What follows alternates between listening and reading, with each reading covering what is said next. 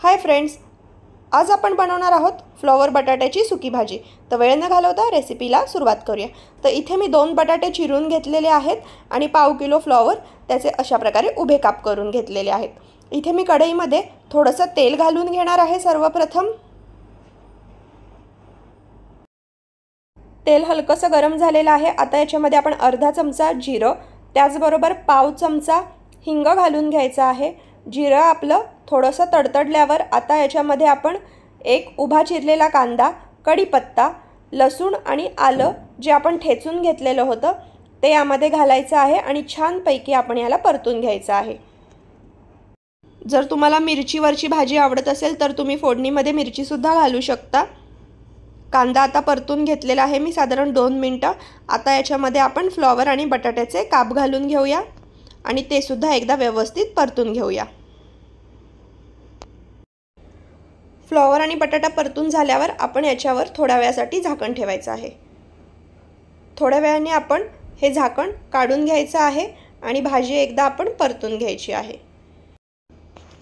आता आपण याच्यामध्ये अर्धा चमचा हळद, त्याचबरोबर आवडीनुसार लाल तिखट, इथे मी 1.5 चमचा लाल तिखट वापरलेला आहे।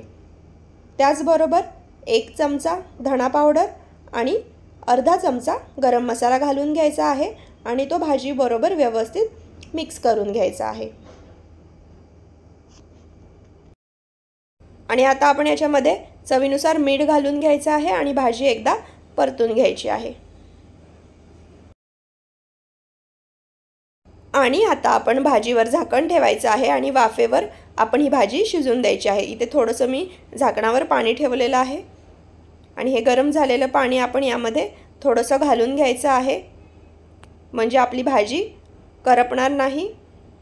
कारण ही स्टीलची कढई आहे, ॲल्युमिनियमची कढई किंवा नॉनस्टिक कढई असेल तर पाणी न घालता सुद्धा तुमची भाजी वाफेवर छान अशी शिजून येईल।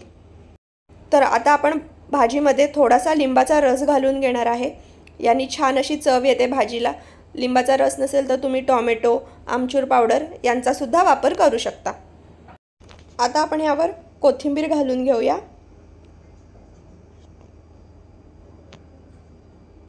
कोथिंबीर आपण व्यवस्थित मिक्स करून घ्यायची आहे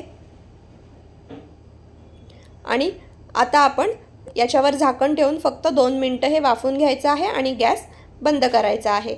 अशा प्रकारे आपली फ्लॉवर बटाट्याची सुकी भाजी तयार झाली आहे। व्हिडिओ आवडला तर लाईक, शेअर, कमेंट नक्की करा।